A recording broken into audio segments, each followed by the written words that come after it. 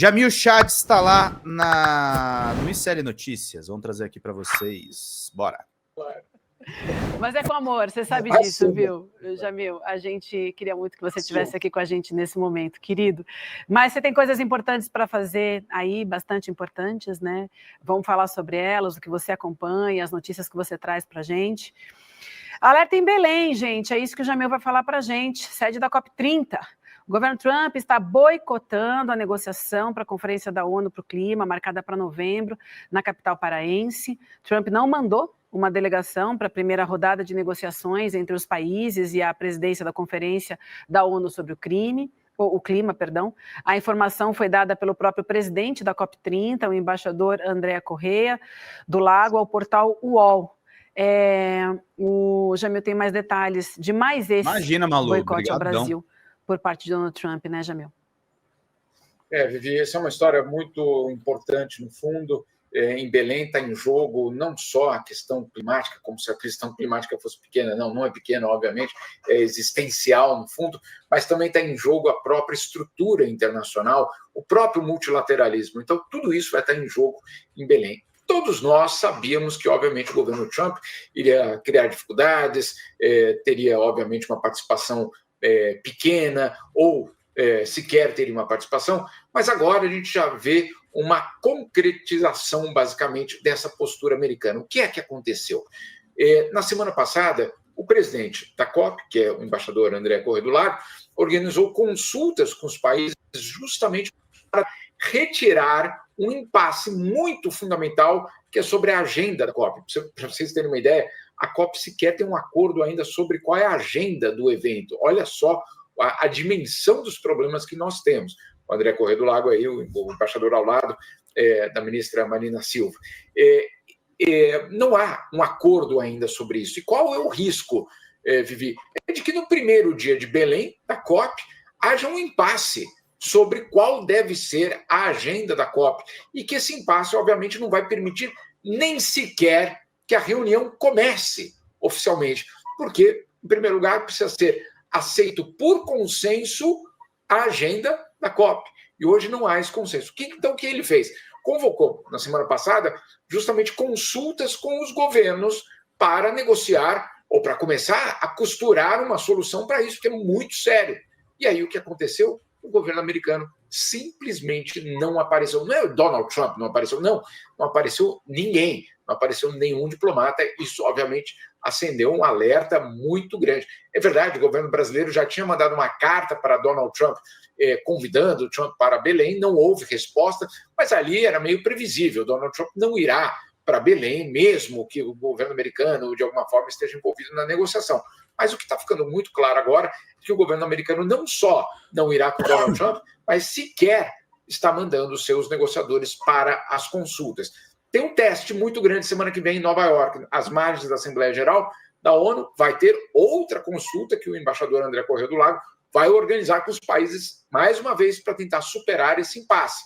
E aí, é na casa deles, né, Carlos João? Um jogo lá na casa deles, hein? Imagina, em Nova York, fica tranquilo. Não pegar avião, tá em casa. Aí, claro, um teste muito grande. Se eles não aparecerem nessa consulta, esse segundo processo de negociação, obviamente vai ser uma sinalização de que o governo americano vai promover um boicote em relação à COP30. Jamil, e há alguns meses, quando começou a questão do tarifaço, acho que isso foi 9 de julho, desde então, a gente vem conversando se isso pode evoluir para algum nível de rompimento, talvez, das relações diplomáticas, porque, não sei, acho que você concorda com isso, o nível já está no pior ponto da relação bilateral histórica ao longo dos últimos mais de 200 anos. Se isso continua, sobretudo, e convenhamos também, por conta de uma ação bastante unilateral, arbitrária da administração Trump. O governo brasileiro até aqui sequer respondeu com medida prática de nenhuma natureza o tarifaço e vem adotando cuidados no sentido de manter o diálogo aberto. É verdade que o Lula responde muitas vezes o que tem que ser respondido, também não dá para aceitar agressões de forma calada. Agora, o governo brasileiro ainda não adotou nenhuma medida mais direta no sentido de responder ao trumpismo, porque, pelo menos eu venho conversando com fontes ali no Itamaraty, a leitura é de que é exatamente isso que o trumpismo quer, no sentido de catalisar a desavença para poder exercer uma ingerência mais imediata na eleição do ano que vem, como o Jamil já sinalizou várias vezes aqui no N1. Então a pergunta que eu te passo, eu queria te ouvir é: você acha que caso, por exemplo, esse encontro em Nova York da semana que vem não resulte em nada, sequer tenha uma delegação estadunidense representando o país, isso pode significar que os Estados Unidos pretendem romper laços diplomáticos com o Brasil, Jamil? Como é que você avalia isso? Esse é uma fundamental, e eu acho que tem uma expectativa de que esse pode ser um cenário. Esse cenário teria consequências dramáticas, porque, obviamente, você tem aí um impacto muito grande entre os dois principais países do hemisfério ocidental. Não estamos falando de qualquer relação bilateral, estamos falando na relação mais fundamental que existe nisso. Eu tenho ouvido vários lados. Tem gente no próprio Itamaraty que acha que não vai até o ponto de um rompimento diplomático. Talvez convocar a embaixadora, falar que a embaixadora brasileira em Washington precisa ser retirada, etc. Mas nem isso é uma ruptura. Vamos dizer assim, é o passo anterior à ruptura, mas tem alguns passos ainda até a ruptura.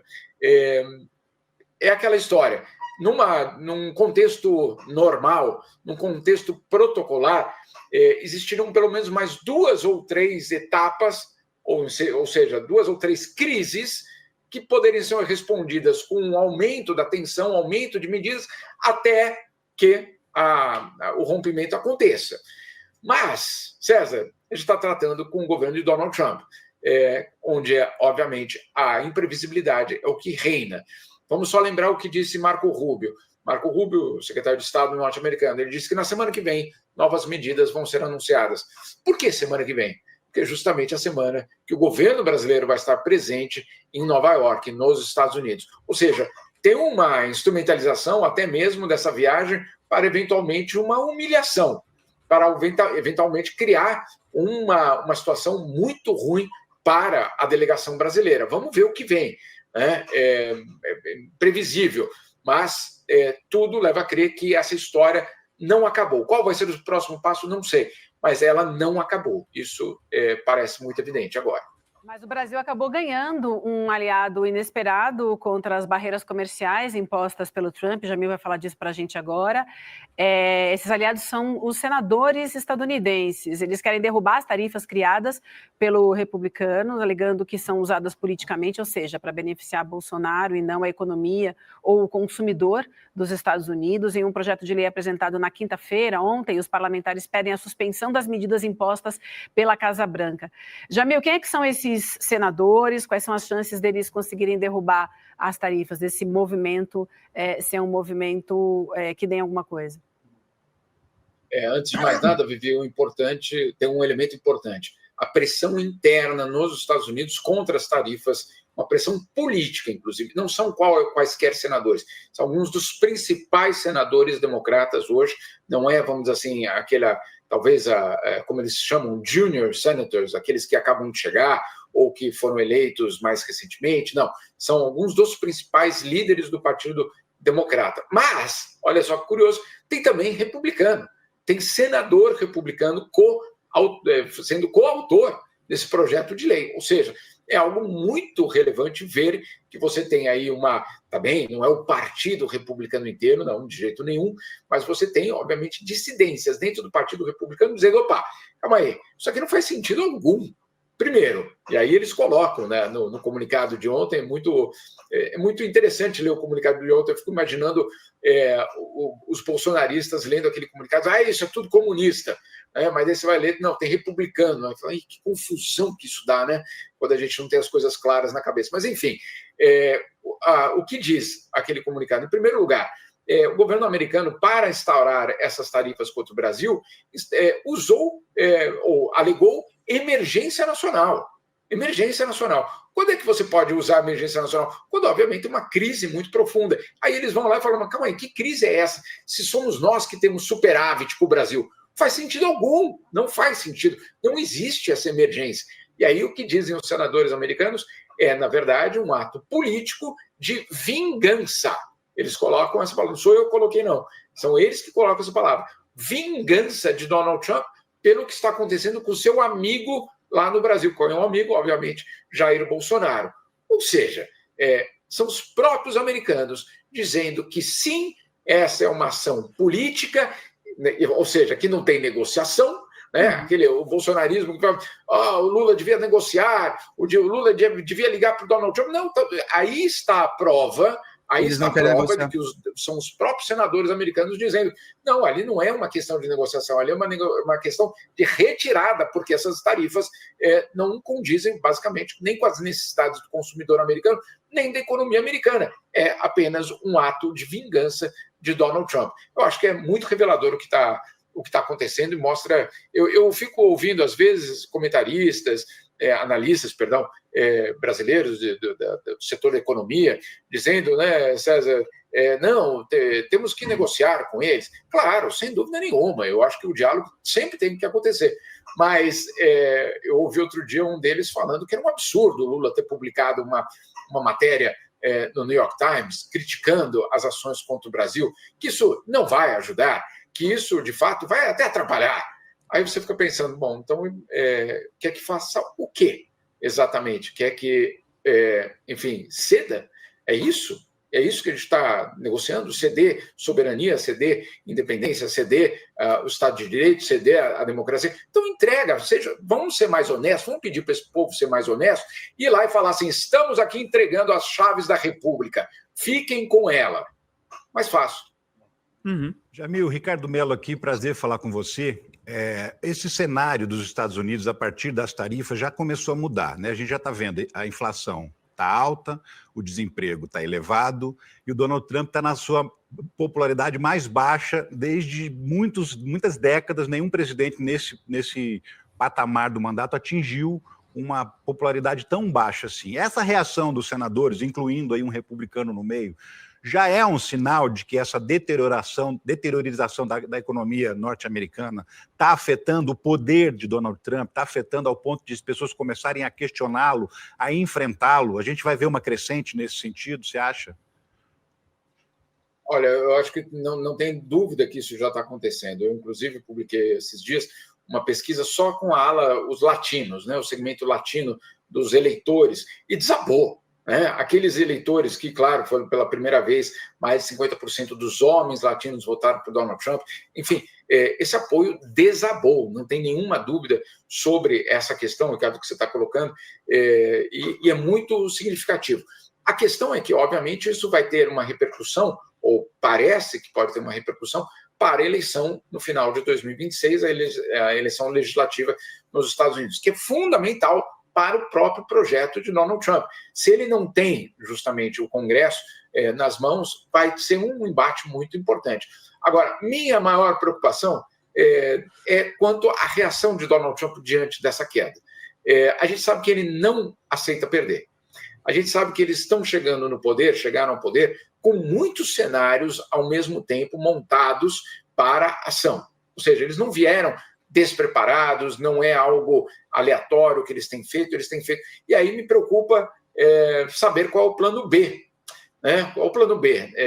Queda de popularidade, situação ruim, basicamente, situação de falta de apoio. O que é que Donald Trump vai instaurar para se manter no poder ou para manter a sua própria influência? E aí algumas sugestões a gente já começa a ver aí sendo circulado. Uma delas, a própria mudança das regras eleitorais no Texas. Ou seja, eu não estou ganhando, não tem problema, vamos mudar aqui o jogo para mudar as regras, para ver se eu continuo, obviamente, ganhando ou manipulando esse processo. Então, isso é muito sério. Outra questão extremamente séria é a Guarda Nacional em várias cidades americanas, sob a justificativa de combater o crime, inclusive em cidades onde o crime é mais baixo do que em outras cidades, obviamente, que são lideradas por republicanos. Dou um exemplo, não cidades, estados.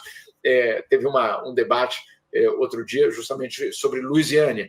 Louisiana é um estado que eu percorri inteiro, de fato, um estado extremamente complicado, e um estado liderado por um aliado de Donald Trump, republicano. O índice de criminalidade lá é maior do que o da Califórnia. E aí fica a pergunta, calma aí, e por que então não mandou a Guarda Nacional para o estado onde a criminalidade é maior e mandou justamente para onde, obviamente, tem um problema político sério de resistência? Então aí a gente começa a ver que os próximos meses prometem continuar sendo extremamente tensos. Muito bem. Jamil, a gente conta contigo, tá? Para avaliar, analisar, trazer as informações dessa tensão para a gente.